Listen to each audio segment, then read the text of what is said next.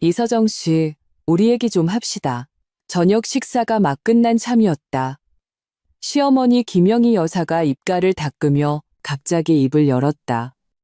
설거지를 하려고 그릇을 집어들던 내 손이 순간 멈칫했다.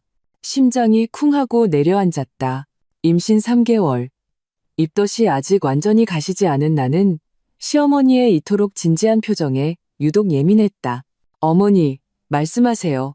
나는 애써 미소를 지으며 시어머니를 바라보았다.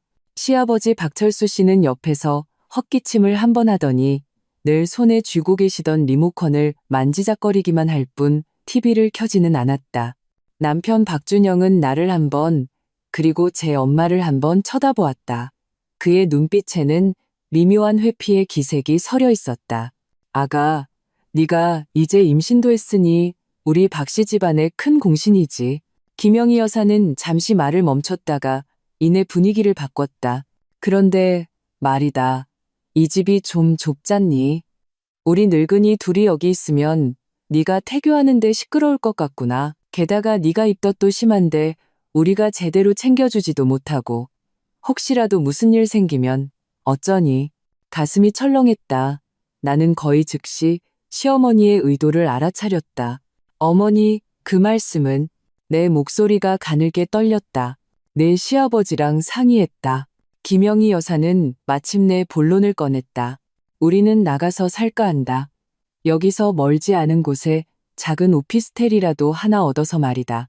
조용히 지내다가 네가 아기 낳고 사람 손 필요해지면 그때 우리가 와서 도와줄게. 나가서 사신다고요? 나는 믿을 수 없다는 듯 되물으며 남편 준영을 쳐다봤다. 여보, 이게 무슨 말이야? 알고 있었어? 준영은 시선을 피하며 우물쭈물 말했다. 서정아, 어머니도 다 너 좋으라고 하시는 말씀이야. 두 분 연세도 있으시고 조용히 지내실 필요도 있긴 해. 나 좋으라고? 화가 머리끝까지 치밀어 올랐다. 내가 임신하니까 나가서 사시겠다고요? 그럼 나 혼자 어떻게 하라고요? 박준영 씨, 당신 처음에 나한테 어떻게 약속했는지 잊었어? 아버님 어머님이 아기 돌보는 거 도와주실 거라고 했잖아. 예, 너 말하는 것 좀 봐라. 우리가 아기 낳으면 와서 도와준다고 하지 않았니? 김영희 여사가 즉시 얼굴을 굳혔다. 우리가 여기 있는 게 내 눈에는 가시 같았나 보구나. 정말 좋은 마음도 몰라주고. 아니에요. 나는 억울해서 눈시울이 붉어졌다. 저는 그냥 돌봐줄 사람이 필요해서. 준영이가 있지 않느냐. 걔가 널 못 돌봐줘? 시아버지가 언짢은 기색이 역력한 목소리로 한마디 거들었다. 나는 준영을 바라보았다. 하지만 그는 고개를 숙인 채 작은 목소리로 중얼거렸다. 내가 잘 돌봐줄게, 서정아. 어머니 아버지도 나름의 생각이 있으신 거겠지. 마음이 차갑게 식어내렸다. 이건 생각이 아니라 포기였다. 내가 가장 그들을 필요로 하는 순간에 그들은 발을 빼기로 선택했다. 그리고 내 남편, 나를 지켜주겠다던 그 남자는 지금 겁쟁이처럼 숨어버렸다. 알겠어요. 나는 심호흡을 한 번 하고 손톱이 손바닥을 파고들도록 주먹을 꽉 쥐었다. 목소리가 떨리지 않게 최대한 노력하며 말했다. 나가고 싶으시면 나가세요. 하지만 못된 말 하나만 할게요. 한 번 나가시면 다시 쉽게 돌아올 생각은 하지 마세요. 나는 그들의 놀란 표정을 애써 외면하고 그릇과 수저를 챙겨 부엌으로 들어갔다. 싱크대에서 콸콸 쏟아지는 물소리가 터져 나오려는 내 울음을 간신히 가려주었다. 시부모님은 정말 말한 대로 행동했다. 사흘도 안 되어 재빨리 짐을 다 싸셨다. 마치 오랫동안 기다려온 좋은 날을 맞으러 가는 것처럼 신나게 이삿짐 센터 직원들에게 지시하는 모습을 보며 내 마음은 얼음물에 담긴 듯 차가웠다. 이 집 결혼 후 3년 동안 나는 내가 이 집의 안주인이라고 믿어왔다. 하지만 사실은 그저 얹혀 사는 존재에 불과했다는 것이 증명되었다. 아파트 등기부등본에는 시아버지의 이름이 적혀 있었고 집안의 경제권 대부분도 공무원 연금을 두둑이 받는 시어머니 손에 있었다. 준영의 월급이 적지 않았지만 매달 대부분을 생활비라는 명목으로 시어머니께 상납했다. 미래를 위한 통합관리라는 그럴듯한 이름으로 경제적 독립을 제안해보지 않은 것은 아니었다. 하지만 그때마다 준영은 부모님이 나를 어떻게 키우셨는데 한 가족끼리 그렇게 각박하게 굴지 말라며 내 말을 막았다. 시간이 지나면서 나도 더는 싸우기 귀찮아졌다. 하지만 이제 그 한 가족이 내가 임신한 이 중요한 시점에 너무나 쉽게 나를 갈라놓았다. 시부모님이 얻은 오피스텔은 여기서 차로 30분 거리였다. 그들이 이사 가던 날 준영이 차로 모셔다 드렸다. 나는 베란다에 서서 차가 아파트 단지 입구에서 사라지는 것을 지켜보았다. 전례 없는 고독감이 나를 감쌌다. 준영이 돌아왔을 때 그의 얼굴에는 약간의 죄책감이 어렸지만 그보다는 안도감이 더 커 보였다. 서정아, 화그만 풀어. 어머니도 괜히 갈등 생겨서 내 기분 상하게 할까봐 그러신 거야. 그가 나를 안으려 했지만 나는 피했다. 갈등이 생길까봐? 그럼 지금 나 혼자 집에 내버려 두는 건 갈등이 없는 거야? 어떻게 널 내버려 뒀다는 거야? 내가 있잖아. 준영이 눈살을 찌푸렸다. 약속할게. 앞으로 집안일은 내가 다 할게. 너 정말 잘 보살펴줄게. 나는 냉소했다. 준영은 외아들로 어릴 때부터 오냐오냐 자라서 자기 양말 한 번 제대로 빨아본 적 없는 남자였다. 그가 나를 돌본다고? 내가 그를 돌보지 않으면 다행이었다.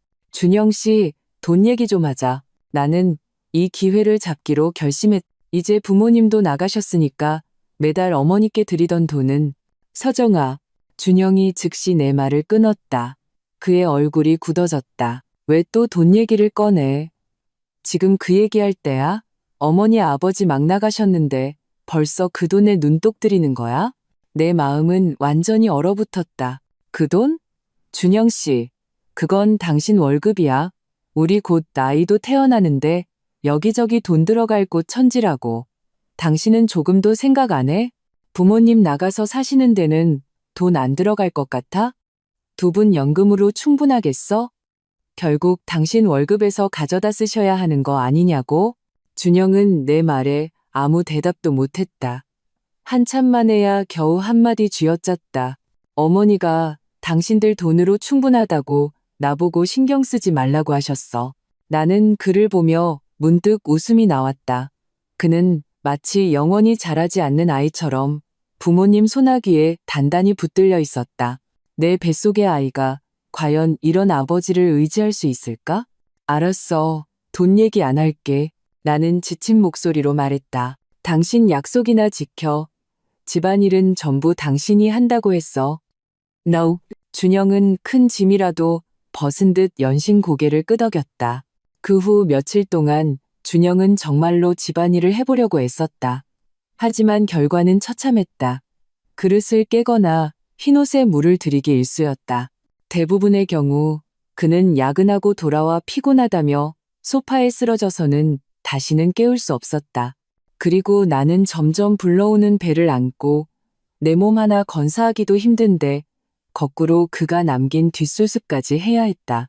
시부모님은 가끔 전화를 걸어 안부를 묻곤 했지만 돌아오겠다는 말은 절대 꺼내지 않았다. 전화기 너머로 그들이 고스톱을 치거나 주민센터 노래 교실에서 즐겁게 웃는 소리가 들려왔다. 내 마음속 독백이 들려왔다. 이서정, 이제 아무도 기대하지 마. 그들이 이 집을 떠나기로 결정한 순간부터 이 집엔 너 혼자뿐이야. 하루하루 시간이 흘러 내 배는 풍선처럼 부풀어 올랐고 움직임도 점점 불편해졌다. 준영의 집안일 전담 약속은 이미 빈말이 된 지 오래였다. 그의 일은 갈수록 바빠지는 듯했고 야근은 일상이 되었으며 가끔은 밤새도록 들어오지 않았다. 식탁에는 종종 나 혼자였다. 임신 중이라 입맛도 없는데 차갑게 식은 밥과 반찬을 마주하니 더욱 목이 메었다.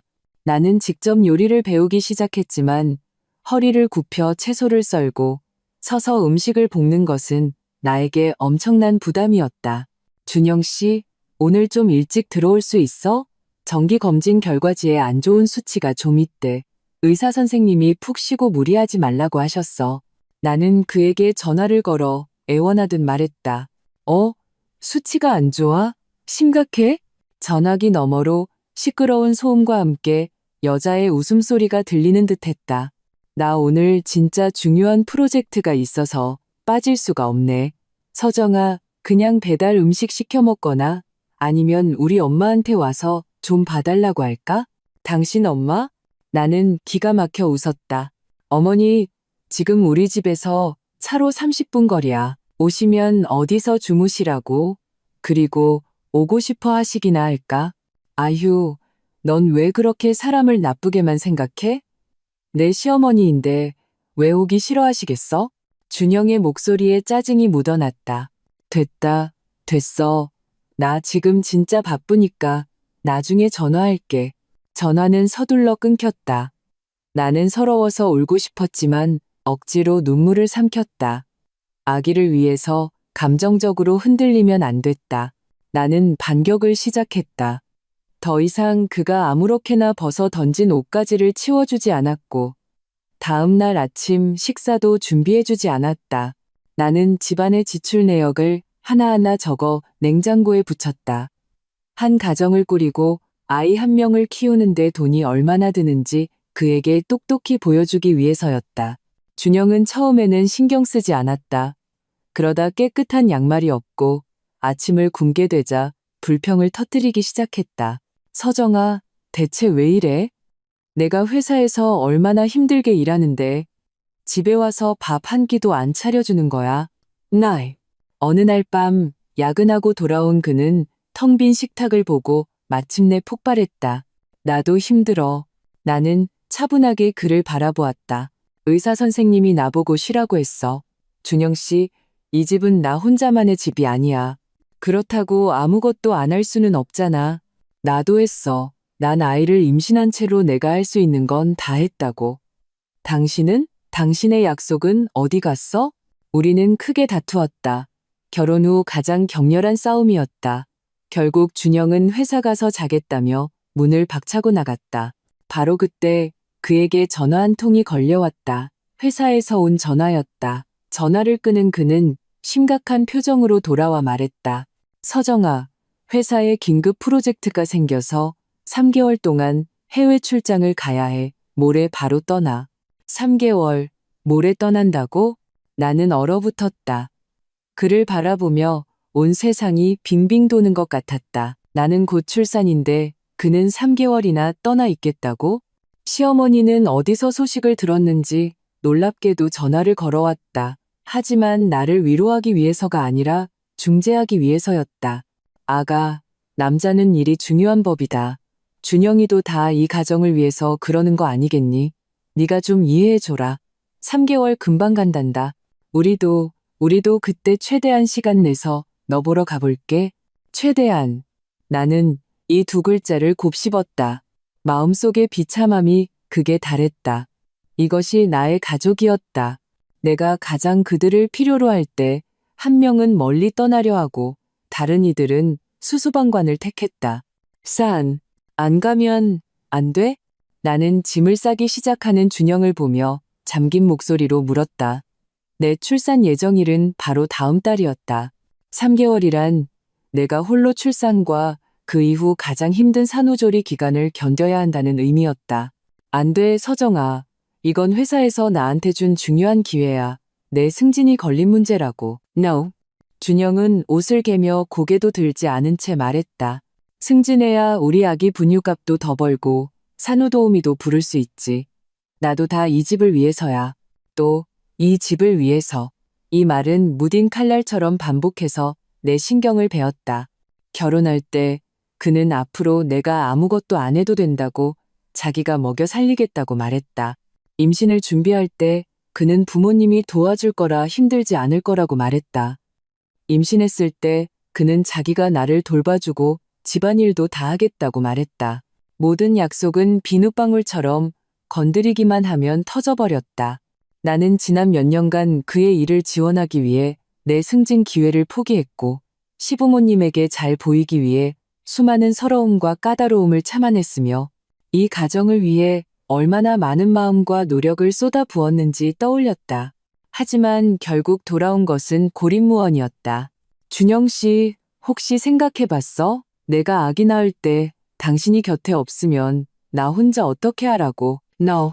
나는 그의 눈을 똑바로 쳐다보며 일말의 흔들림이라도 찾아보려 애썼다.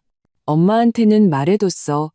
그때 와서 너 돌봐주실 거야. 준영은 내 시선을 피했. 그리고 요즘 의학이 얼마나 발달했는데 아기 낳는 게 뭐 그리 위험하다고 그래? 너무 나쁘게만 생각하지 마. 그는 항상 시어머니의 말을 성지처럼 여겼다.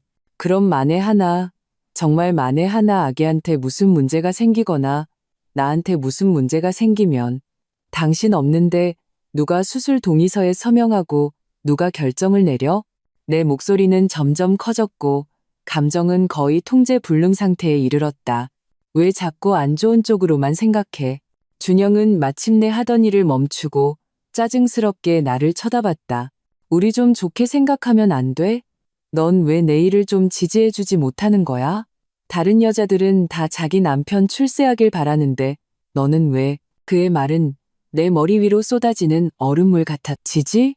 내가 지지해준 것이 아직도 부족했단 말인가? 그의 눈에 비친 나는 그저 발목이나 잡고 떼나 쓰는 여자였을까? 나는 문득 더 이상 그와 논쟁하고 싶지 않았다.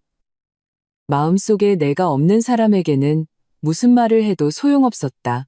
내 마음은 이 순간 무언가에 의해 산산조각 난 것 같았다. 하지만 기이하게도 뒤따라온 것은 붕괴가 아니라 얼음처럼 차가운 깨달음이었다.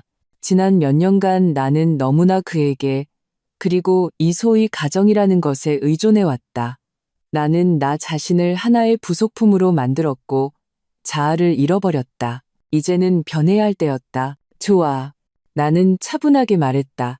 나 자신조차 내 냉정함에 놀랐다. 가. 일이 중요하지.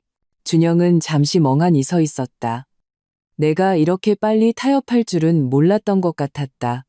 그의 얼굴에 안도하는 표정이 스쳤다. 서정아, 역시 넌 말이 통하는구나. 걱정 마. 시간 날 때마다 전화할게. 일 끝나자마자 바로 돌아올게. No. 나는 말없이 그를 바라보았다. 내 마음 깊은 곳에서 한 목소리가 들려왔다. 이서정, 이제 너 자신을 믿어. 지금부터 너와 내 뱃속의 아이는 오직 너 자신에게만 의지할 수 있어. 하나의 생각이 씨앗처럼 조용히 내 마음속에 심어졌다. 그 생각에는 배수진을 치는 듯한 결연함과 함께 한 줄기 은밀한 희망이 담겨 있었다. 준영이 떠나기 전날 밤 그는 아기용품이 가득 담긴 쇼핑백들을 들고 돌아왔다. 그의 얼굴에는 비위를 맞추려는 듯한 미소가 걸려 있었다. 서정아, 이것 봐. 내가 우리 아기 선물 사왔어. 베넷 저고리, 아기 침대, 그리고 젖병까지. 전부 제일 좋은 브랜드로. 그는 보물을 자랑하듯 내 앞에 물건들을 늘어놓았다. 나는 곁눈질로 힐끗 쳐다보았지만 마음에는 아무런 파동도 일지 않았다. 이 물건들이 아버지의 역할을 대신할 수 있을까? 내가 한밤중에 다리에 쥐가 났을 때 나를 부축해줄 수 있을까? 내가 진통을 겪을 때 힘이 되어줄 수 있을까? 거기 둬. 나는 담담하게 말했다. 준영의 미소가 얼굴 위에서 굳었다. 서정아, 아직도 화났어? 화 안 났어. 그냥 몇 가지를 확실히 깨달았을 뿐이야. 뭘 깨달았는데? 준영 씨. 나는 고개를 들어 그를 똑바로 쳐다봤다. 당신 떠나고 나면 이 집은 내가 알아서 할 거야. 그가 미간을 찌푸렸다. 그게 무슨 뜻이야? 이 집은 원래 네가 관리했잖아. 예전엔 아니었지. 나는 고개를 저었다. 예전엔 난 그냥 실행자였어. 이제부턴 내가 결정권자가 될 거야. 우선 당신이 매달 어머니께 드리던 월급 카드. 다음 달부터는 더 이상 드릴 필요 없어. 나한테 직접 줘. 뭐? 준영은 마치 꼬리를 밟힌 고양이처럼 펄쩍 뛰었다. 그게 어떻게 돼? 어머니는.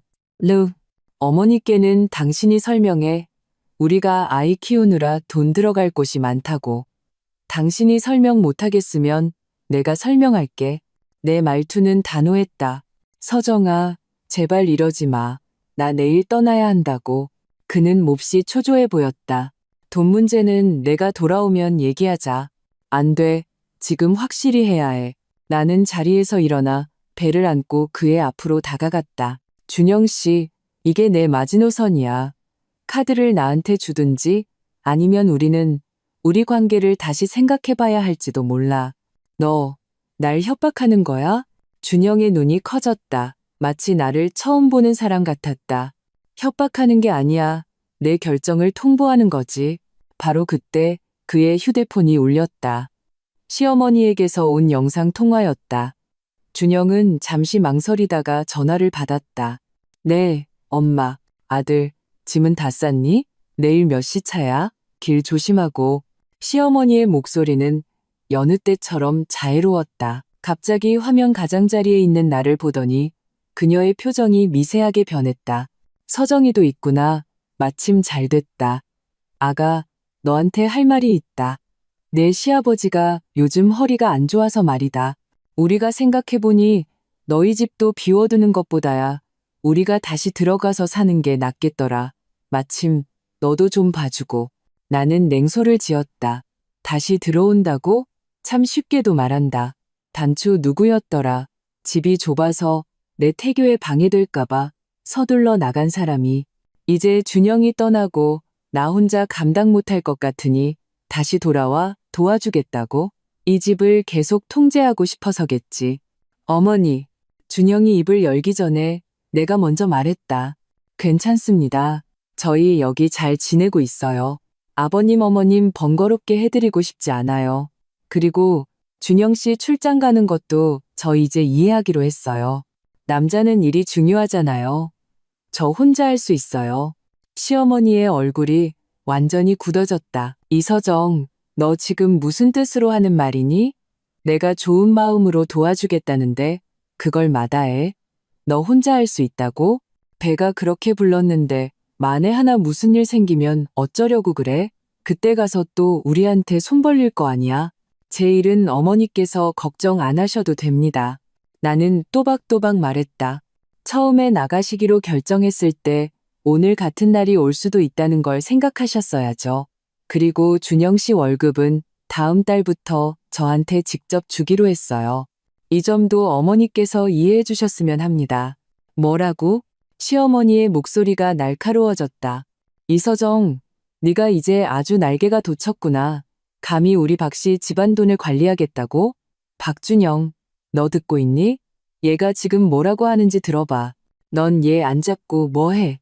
준영은 중간에 끼어 땀을 뻘뻘 흘리며 얼굴이 새빨개졌다. 엄마, 서정이가 그런 뜻이 아니라 나 바로 그 뜻이야. No. 나는 그의 말을 끊었다. 화면 속에서 길길이 날뛰는 시어머니와 내 앞에서 어쩔 줄 몰라 하는 남편을 보며 마음속에 쌓여왔던 분노와 서러움이 마침내 둑을 터뜨렸다. 이 집에는 나와 내 아이만 있으면 충분해요. 모든 걸 통제하고 나를 그저 출산도구나 공짜 부모 취급하려는 생각은 어림도 없어요. 박준영 씨, 이 카드 줄 거야, 안 줄 거야? 만약 안 준다면, 만약 당신한테 아직도 나와 아이보다 당신 엄마가 더 중요하다면 그럼 내일 떠나서 다시는 돌아오지 마. 너희 미친 여자야. 시어머니가 영상통화 너머로 소리쳤다. 준영은 내 단호한 눈빛과 휴대폰 속에서 분노하는 어머니를 번갈아 보았다. 그는 마치 모든 기력을 소진한 사람처럼 입술을 떨었다. 마침내 그는 지갑에서 카드 한 장을 꺼내 나에게 건넸다. 서정아, 이러지 마. 나는 카드를 받아들고 그를 쳐다보지도 않은 채 방으로 돌아가 문을 세게 닫았다. 문 밖에서는 준영과 시어머니의 말다툼과 고함 소리가 계속 들려왔다. 하지만 그 모든 것은 더 이상 나와 상관없는 일이었다. 3개월 90일. 서정에게는 기나긴 고통과 탈바꿈의 시간이었다. 하지만 준영에게는 인생에서 더할 나위 없이 즐거운 시간이었다. 소위 긴급 해외 프로젝트라는 것은 그가 정교하게 꾸며낸 거짓말에 불과했다. 지금 그는 먼지 날리는 공사 현장이 아닌 남국의 따스한 제주도 해변에 누워 있었다. 그의 곁에는 젊고 아리따운 여인, 그의 비서 윷나리가 기대어 있었다. 준영 씨, 이 바다 좀 봐요. 꼭 당신 눈처럼 파랗다. 윷나리의 목소리는 꿀처럼 달았고 그녀의 손가락은 준영의 가슴을 부드럽게 쓸어내렸다. 준영은 시원한 코코넛 주스를 한 모금 마시고 품 안에 여인을 꽉 껴안았다. 그의 얼굴에는 서정이 한 번도 본 적 없는 만족감과 다정함이 가득했다. 좋아? 좋으면 우리 앞으로 매년 오자. 정말요? 윤나리가 놀라며 고개를 들었다. 그런데 사모님 곧 출산하신다고 하지 않았어요? 이렇게 나와 있어도 정말 괜찮아요? 그녀는 순진무구한 큰 눈을 깜빡이며 배려심 가득한 걱정의 말을 건넸다. 괜찮아. 준영은 짜증스럽게 손을 내저었다. 서정의 이름만 나와도 그의 좋은 기분은 반감되었다. 그런 여자는 원래 까다롭기만 해. 출장 간다고 했는데 설마 하늘이 무너지기라도 하겠어? 게다가 우리 엄마가 가서 봐주기로 했잖아. 굶어 죽진 않겠지. 그는 떠나기 전 서정의 그 단호했던 눈빛과 월급 카드를 빼앗아갔던 행동을 떠올리면 속에서 불이 치밀었다. 그녀를 안정시키고 이 출장 계획을 순조롭게 진행하기 위해서가 아니었다면 절대 카드를 넘겨주지 않았을 것이다. 하지만 괜찮았다. 돌아가면 되찾아올 방법은 얼마든지 있었다. 그래도 어머님도 사모님을 별로 안 좋아하시는 것 같던데 혹시 서러움이라도 당하시면 어떡해요? 윤나리는 계속해서 착한 척 연기했지만 그녀의 눈뒤에는 희미한 더위가 스쳐 지나갔다. 무슨 서러움을 당해? 걔 때문에 우리 엄마가 집 나간 건데? 준영은 콧방귀를 뀌었다. 걔 얘기는 그만하자. 기분 잡치니까. 나리야, 이번에 나온 건 너랑 오붓하게 보내려고 온 거야. 우리의 이 허니문을 상관없는 사람 때문에 망칠 순 없지. 그렇다. 허니문이었다. 그는 승진과 월급 인상이라는 거짓말로 서정을 속이고 회사의 긴급 프로젝트를 핑계 삼았다. 실제로는 몇 년간 모아온 자신의 비자금을 털어 새로운 연인 윤나리와 함께 이 호화로운 제주도 여행을 온 것이었다. 윤나리는 젊고 그를 존경했으며 모든 일에 순종적이었다. 점점 강해지고 배려심이라고는 찾아볼 수 없게 된 서정과는 달랐다. 이 3개월 동안 그와 윤나리는 햇살과 해변, 그리고 둘만의 시간을 만끽했다. 그는 가끔 서정에게 전화를 걸었다.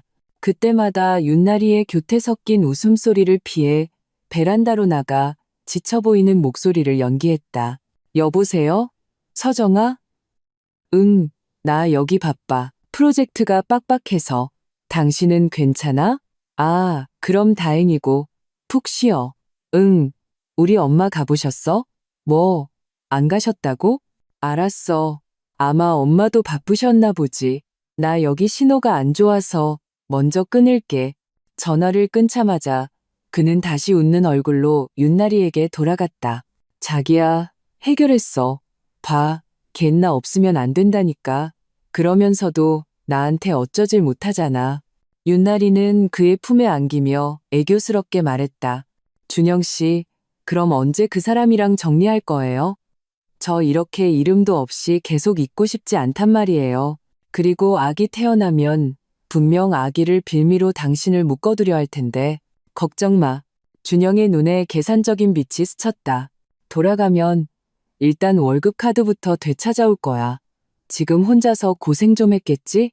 마침 콧대도 좀 꺾어놓고 아기 낳고 나면 정신없어서 나한테 더 의지하게 될 거야.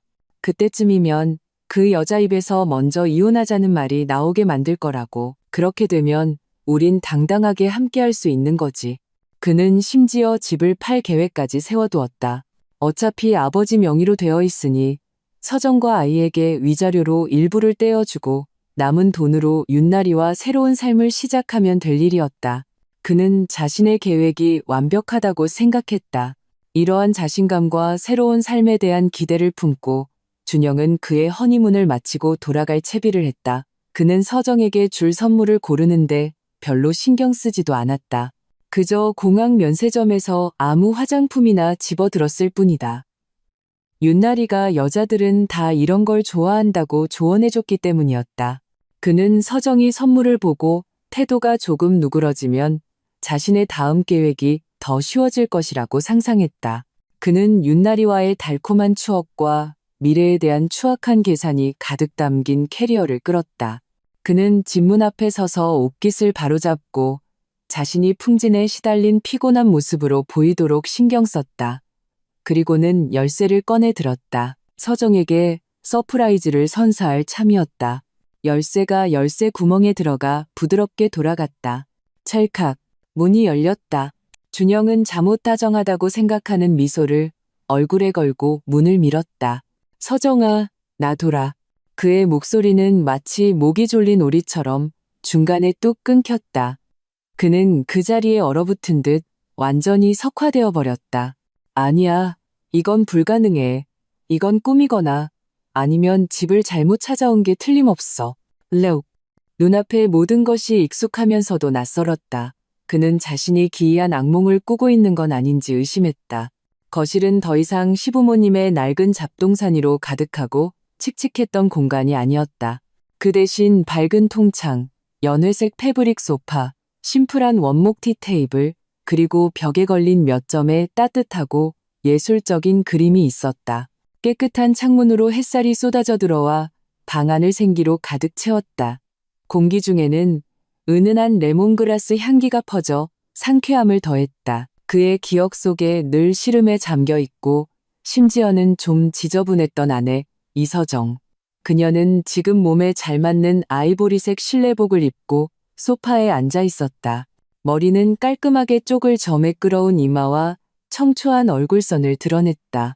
살은 좀 빠졌지만 혈색은 아주 좋았고 얼굴에서는 건강한 윤기가 흘렀다.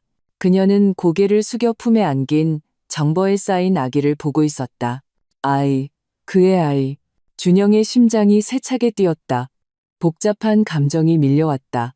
하지만 그가 입을 열기도 전에 전문적인 유니폼을 입은 중년 여성이 아기 방에서 걸어 나오며 손에 젖병을 들고 있었다. 그녀는 서정을 향해 미소 지으며 말했다. 사모님, 아기 수유할 시간 다 됐네요. 네, 장 이모님, 수고 많으세요. 서정은 고개를 들어 여자를 향해 미소 지었다. 그 미소는 평온하고도 서먹했다. 그녀의 시선이 문가의 돌처럼 굳어서 있는 준영을 스쳐 지나갔을 때 거기에는 놀라움도 감격도 심지어는 작은 파문조차 없었다. 마치 전혀 상관없는 낯선 사람을 본 것 같았다. 당신들은 누구야? 준영은 마침내 자신의 목소리를 되찾았지만 몹시도 메말라 있었다. 그는 그 중년 여성을 가리켰다. 저 여자는 누구고 이 집은 어떻게 된 거야? 서정아, 너. 서정은 그제야 천천히 몸을 일으켜 아이를 조심스럽게 장 이모님에게 건넸다. 그리고 준영을 향해 돌아섰다. 그녀의 눈빛은 너무나 평온해서 오히려 준영을 불안하게 만들었다. 박준영 씨, 돌아왔네요. 그녀는 마치 오늘 날씨 좋다는 듯 담담한 어조로 말했다. 이분은 장 이모님이에요. 제가 부른 산후도우미시죠. 그리고 집은 이전 스타일이 너무 답답해서 인테리어를 좀 새로 했어요. 어때요? 마음에 안 들어요? 인테리어? 산후도우미? 준영은 머리가 터질 것 같았다. 너 돈이 어디서 났어? 그는 자신도 모르게 소리쳤다. 그러다 그 월급 카드를 떠올리고는 분노가 치밀었다. 이서정, 네가 감히 내 돈에 손을 대. 그리고 우리 부모님 물건들은 다 어디다 버렸어? 당신 돈? 서정은 마치 우스운 이야기라도 들은 듯 입꼬리를 살짝 올렸다. 준영 씨, 잊었나 본데 이 카드에 든 돈은 당신이 마땅히 져야 할 양육의 의무예요. 그리고 그 낡은 물건들은 자리를 너무 차지해서 제가 처분했어요.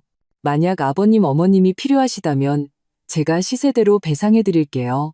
너 미쳤어? 준영은 화가 나서 온몸을 부들부들 떨었다. 그는 캐리어를 내팽개치고 큰 걸음으로 다가가 서정의 팔을 잡으려 했다. 내가 없으니까 이 집이 내 세상인 줄 알았어? 똑똑히 들어, 이서정. 내가 돌아왔으니 이 집 주인은 여전히 나야. 서정은 가볍게 몸을 틀어 그의 손을 피했다. 그녀의 동작은 부드러웠지만 태도는 단호했다.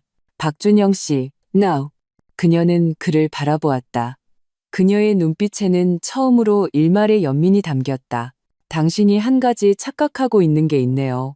당신이 출장이라는 핑계로 당신의 그 윷나리 씨를 데리고 제주도로 허니문을 떠나기로 결정한 그 순간부터 여긴 이미 당신의 집이 아니었어요. 뭐라고? 준영은 마치 벼락이라도 맞은 듯 얼굴이 순식간에 새하얗게 질렸다. 네가 어떻게? 서정은 대답하지 않고 티테이블로 다가가 태블릿 PC를 집어들었다. 그녀는 한 폴더를 열었다. 그 안에는 준영과 윤나리가 해변에서 키스하고 호텔에서 껴안고 있는 사진들이 가득했다. 심지어는 몇몇 보기 민망한 영상 클립과 그들의 왕복 항공권 및 호텔 예약 정보까지 들어있었다. 이 정도면 충분해요? 서정의 목소리는 여전히 평온했지만 한 글자 한 글자가 망치처럼 준영의 심장을 내리쳤다. 아니면 당신의 그 윤나리 씨가 당신한테 보낸 그 애절한 카카오톡 음성 메시지라도 틀어드릴까요? 예를 들면 어떻게 당신을 부추겨서 돌아오자마자 나를 내쫓을 계획을 세웠는지 같은 거요. 준영은 완전히 무너져 내렸다. 그는 비틀거리며 몇 걸음 물러나다 새로 들인 신발장에 부딪혀 쿵 하는 소리를 냈다. 그는 서정을 바라보았다.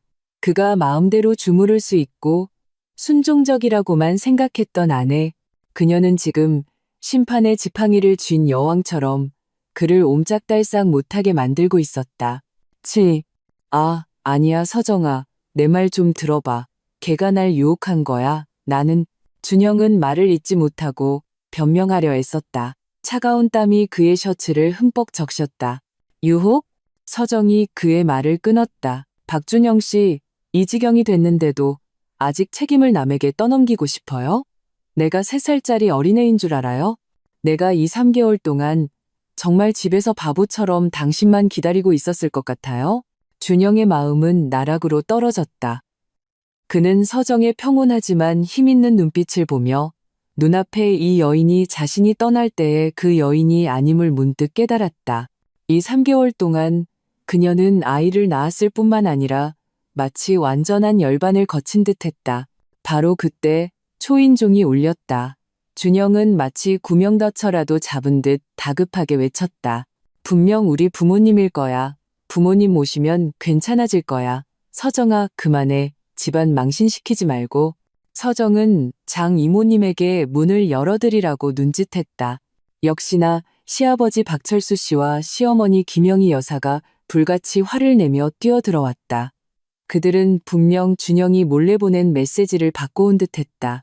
문에 들어서자마자 죄를 묻는 자세를 취했다. 이서정, 우리 집 물건들 다 어디다 치웠어? 누가 내 멋대로 돈 써서 인테리어 하라고 했니? 준영이는 밖에서 힘들게 돈 버는데 넌 집에서 이렇게 돈이나 펑펑 쓰고 있어? 김영희 여사는 집안의 변화를 보자마자 소리 질렀다. 박철수 씨는 굳은 얼굴로 준영 곁으로 다가가 그의 어깨를 두드리며 그에게 힘을 실어주는 듯한 태도를 보였다. 아들아, 걱정 마라. 아빠, 엄마가 여기 있으니 제가 하늘 무서운 줄 모르고 날뛸 수 있겠냐. 하지만 그들이 서정이 건네는 태블릿 PC를 보았을 때 모든 고함은 목구멍에서 막혀버렸다. 김영희 여사의 얼굴은 불그락푸르락했고 박철수 씨의 늙은 얼굴은 돼지간색처럼 변했다. 그들은 무언가 말하고 싶었지만 한 글자도 내뱉을 수 없었다. 아버님, 어머님, 서정의 목소리가 차가워졌다. 이제 보니 아직도 제가 돈을 낭비하고 제가 소란을 피우는 것 같으신가요? 두 분의 착한 아들은 우리 부부의 공동재산 비자금도 혼인 재산입니다. 을 가지고 저에겐 출장 간다고 속이고 실제로는 밖에서 다른 여자를 끼고 허니문을 즐겼어요. 두 분은 어른으로서 계속 이 사람을 감싸실 건가요? 아니면 저와 제 아이에게 공정한 처사를 내려야 한다고 생각하시나요? 이게 무슨 증거라고? 이거 다 조작한 거 아니야? 이건 명예훼손이야. 김영희 여사가 끝까지 발악했다. 명예훼손이요? 서정은 웃었다. 그녀는 자신의 휴대폰을 들어 한 번호로 전화를 걸고 스피커폰 버튼을 눌렀다. 네, 주 변호사님? 저 이서정입니다. 제 남편이 돌아왔는데 그와 그의 부모님이 제가 제시한 증거에 대해 의심을 품고 강제로 집에 머무르려 하고 있습니다. 혹시 지금 잠시 와주실 수 있을까요? 네, 관련해서 경찰 신고 준비도 변호사님 지도가 필요합니다. Now? 변호사? 경찰 신고? 준영 가족 3명은 모두 얼어붙었다. 그들은 서정이 변호사까지 선임해뒀을 줄은 상상도 못했다. 김영희 여사는 아직도 행패를 부리고 싶었지만 박철수 씨가 그녀를 잡아 끌었다. 그는 사회생활을 오래 해 일이 변호사나 경찰까지 가게 되면 자신들에게 절대 좋을 게 없다는 것을 알았다. 특히 준영의 외도 증거가 명백한 상황에서는 서정아, 말로 하자꾸나 다 한 가족인데 박철수 씨의 말투가 부드러워졌다. 두 분이 이 집을 나가기로 결정하셨을 때부터 그리고 박준영 씨가 저를 속이기로 결정한 순간부터 우린 더 이상 한 가족이라고 보기 어려워졌어요. 서정은 흔들리지 않았다. 제 요구는 간단합니다. 첫째, 박준영 씨는 당장 나가세요. 둘째, 우린 이혼 소송을 할 겁니다. 아이는 제가 키우고 양육비와 재산 분할은 법정에서 봅시다. 셋째, 제가 동의하기 전까지 이 집에 발도 들여놓지 마시고 저와 아이를 괴롭히지 마세요. No. 이서정, 너 너무 매정하다. 아이는 우리 박씨 집안 손주야. 김영희 여사가 소리쳤다. 제 아들입니다. 서정은 한치도 물러서지 않았다. 앞으로 아이를 보고 싶으시다면 지금 당장 제가 말한 대로 하시는 게 좋을 겁니다. 양측이 팽팽하게 대치하고 있을 때 초인종이 다시 울렸다. 이번에 문 밖에는 초조한 얼굴에 화려하게 치장한 윤나리가 서 있었다. 그녀는 분명 준영과 연락이 닿지 않고 기다리다 지쳐 직접 찾아온 듯했다. 그녀는 문을 연장 이모님을 보자마자 밀치고 안으로 뛰어들어왔다. 준영 씨, 왜 전화 안 받아요? 돌아오면 바로 그 여자랑 단판 짓는다고 했잖아요. 윤나리는 거실로 뛰어들어와 한눈에 준영과 그의 부모님, 그리고 아이를 안고 있는 서정을 발견했다. 그녀의 얼굴에 서렸던 초조함은 순식간에 더위와 도발로 바뀌었다. 그녀는 준영 곁으로 다가가 스스럼 없이 그의 팔짱을 꼈다. 준영 씨, 이분이 형수님이세요? 형수님, 안녕하세요. 전 윤날이라고 해요. 준영 씨의 가장 중요한 파트너죠. 이 갑작스러운 장면은 마치 따귀를 한 대 세게 얻어맞은 것처럼 준영 가족의 얼굴을 후려쳤다. 김영희 여사는 윤나리를 보며 화가 나서 입술을 떨었고 준영은 완전히 정신이 나갔다. 그는 윤나리의 손을 뿌리치려 했지만 그녀는 더 끈질기게 매달렸다. 서정은 이 막장 드라마를 차가운 눈으로 지켜보았다. 그녀는 윤나리 앞으로 다가가 평온하게 말했다. 윤나리 씨, 뭔가 착각하신 것 같네요. 첫째, 전 곧 이 사람의 형수가 아니게 될 겁니다.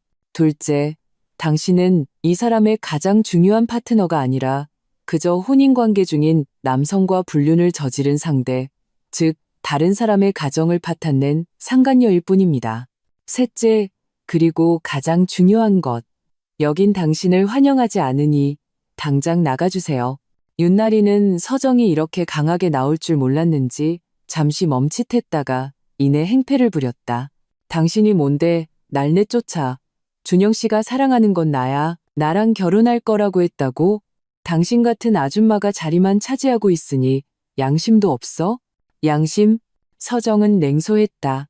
상간녀인 줄 알면서도 남의 가정을 파괴한 염치 없는 사람보다는 제가 더 양심이 있을 것 같네요.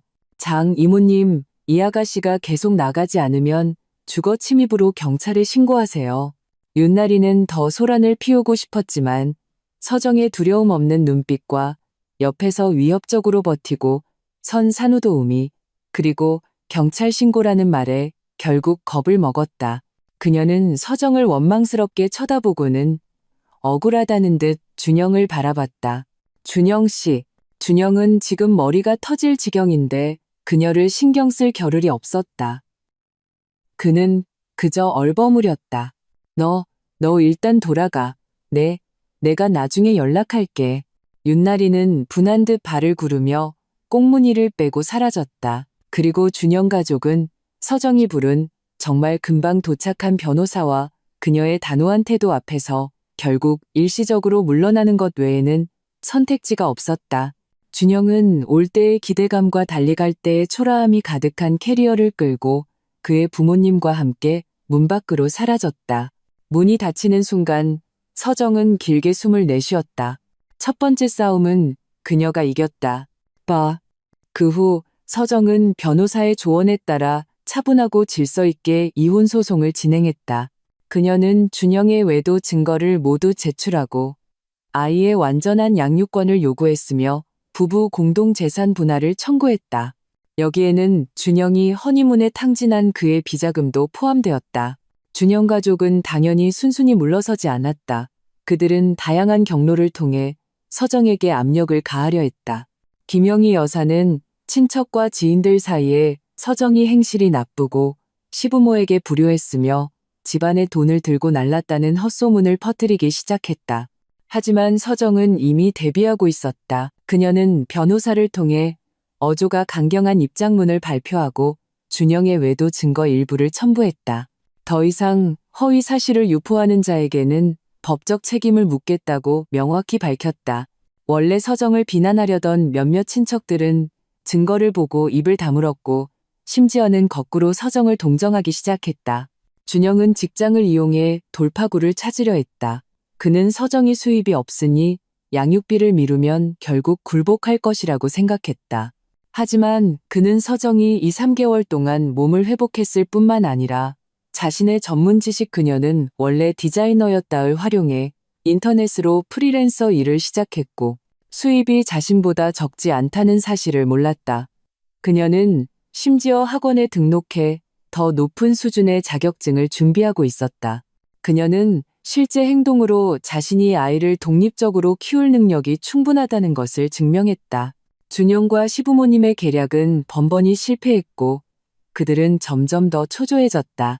바로 그때 윤나리가 다시 나타났다. 그녀는 준영을 찾아와 울며불며 자신이 임신했다고 말했고 당장 이혼하고 자신과 결혼하지 않으면 이 모든 사실을 준영의 회사에 폭로하겠다고 협박했다. 준영은 이미 머리가 터질 지경이었는데 이 소식을 듣고는 그야말로 하늘이 무너지는 것 같았다. 그는 윤나리에게 신선함을 느꼈을 뿐 그녀를 위해 모든 것을 포기할 정도는 아니었다. 하지만 이제 아이에게 발목이 잡히고 일이 커져 직장을 잃을까 두려워지자 그는 막다른 길에 몰렸다. 윤나리의 압박과 박씨 집안 핏줄을 밖에 떠돌게 할 순 없다며 그들은 그 말을 믿었다. 부추기는 부모님 때문에 준영은 가장 어리석은 결정을 내렸다. 그는 마지막 발악으로 아이를 빼앗아 오기로 결심했다. 그들은 아이만 손에 넣으면 서정이 쥐죽은 듯 조용해져서 더 이상 이혼이나 재산 분할 얘기를 꺼내지 못할 것이라고 생각했다. 그들은 어느 주말 오후 서정이 아이를 데리고 아파트 단지 내 공원으로 산책 나갔을 때 갑자기 나타났다. 김영희 여사가 아이를 빼앗고 박철수 씨가 서정을 맡고 준영이 차로 도주할 계획이었다. 하지만 그들은 또다시 서정을 얕보았다. 서정은 그들이 집에 쳐들어온 이후로 경계를 강화했다. 그녀는 외출할 때마다 주변 환경을 유심히 살폈고 그녀가 사는 아파트 단지는 보안이 상당히 좋았다. 그들이 달려드는 것을 보고 서정은 당황하지 않았다. 그녀는 즉시 큰 소리로 도움을 요청하며 동시에 유모차를 필사적으로 붙잡았다. 공원에 있던 다른 주민들과 경비원이 소리를 듣고 몰려들었다. 사람 살려요. 애를 뺏어가요. 서정의 목소리는 또렷하고 우렁찼다. 김영희 여사의 손이 유모차에 닿자마자 서정에게 거세게 뿌리쳐졌다. 박철수 씨가 막으려 했지만 용감한 몇몇 어르신들에게 가로막혔다. 준영은 상황이 불리해지자 차를 몰고 도망치려 했지만 달려온 경비원에게 길이 막혔다. 어설픈 아이 쟁탈전은 공개적인 심판의 장으로 변했다. 주민들과 경비원의 추궁 앞에서 준영 가족은 100마디 말로도 변명할 수 없었다.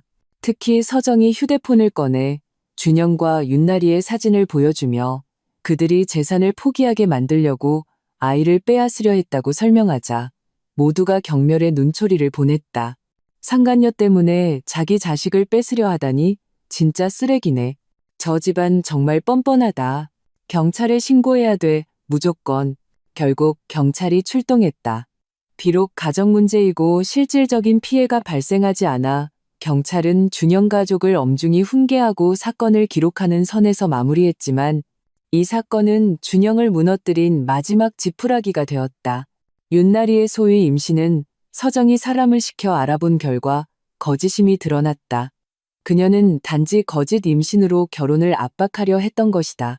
준영이 진실을 알고 윤나리가 그의 돈을 펑펑 쓰고 다녔다는 사실까지 알게 되었을 때 그는 마침내 무너졌다. 윤나리 역시 그의 몰락을 보고 즉시 태도를 바꿔 그의 남은 돈까지 챙겨 사라져버렸다. 준영의 회사도 그의 추문을 알게 되었다. 직접 해고하지는 않았지만 그를 한직으로 발령냈다.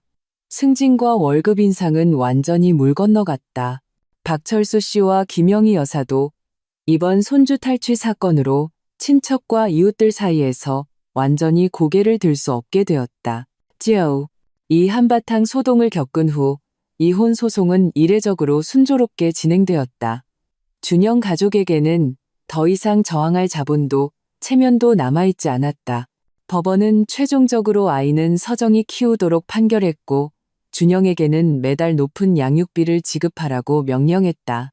부부 공동 재산은 준영의 과실과 기만 행위를 고려하여 대부분이 서정에게 돌아갔다. 그들이 살았던 아파트는 비록 박철수 씨의 명의였지만 서정의 변호사가 그녀와 준영이 결혼 후 공동으로 대출금을 상환하고 그녀가 인테리어 비용을 지출했다는 증거를 제출하여 결국 상당한 금액을 서정에게 보상금으로 지급하게 되었다.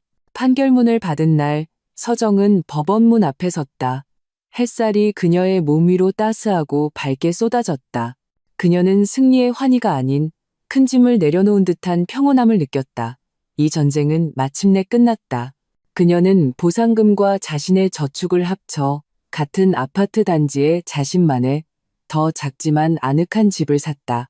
그녀는 새 집을 햇살과 사랑으로 가득 채웠다. 그녀의 온라인 디자인 작업은 점점 더 잘 되었고 심지어 한 클라이언트가 그녀에게 자신들의 스타트업에 합류해달라고 제안했다. 그녀는 고심 끝에 도전을 받아들이기로 결정했다. 단, 아이를 돌볼 수 있도록 유연근무가 가능하다는 전제하에 상대방은 흔쾌히 동의했다. 그녀와 아이의 나날은 평온하고 충실했다. 장 이모님도 그녀와 마음이 잘 맞아 계속해서 일을 도와주기로 했다. 주말이면 그녀는 아이를 데리고 공원에 가고 문화센터에 가고 친구들을 만났다. 그녀는 잊고 있던 취미를 다시 시작했고 헬스와 그림 그리기를 하며 온몸에서 활기가 넘쳤다. 준영과 그의 부모님은 그들의 낡은 집으로 돌아갔다. 그들의 삶은 엉망진창이었다. 준영은 윤나리를 잃고 일도 순탄치 않아 폐인처럼 지냈고 김영희 여사는 하루 종일 한숨만 쉬었으며 박철수 씨는 과묵해졌다. 그들은 가끔 서정에게 연락해 아이를 보고 싶어 했지만 서정은 변호사가 동석한 상태에서 지정된 장소에서만 면접 교섭을 허락했다. 건강하고 행복한 아들과 자신감 넘치고 아름다운 서정을 볼 때마다 준영의 눈에는 후회가 가득했지만 모든 것은 이미 늦었다. 어느 날 서정이 아이를 데리고 공원에서 산책하고 있을 때 정면에서 준영과 마주쳤다.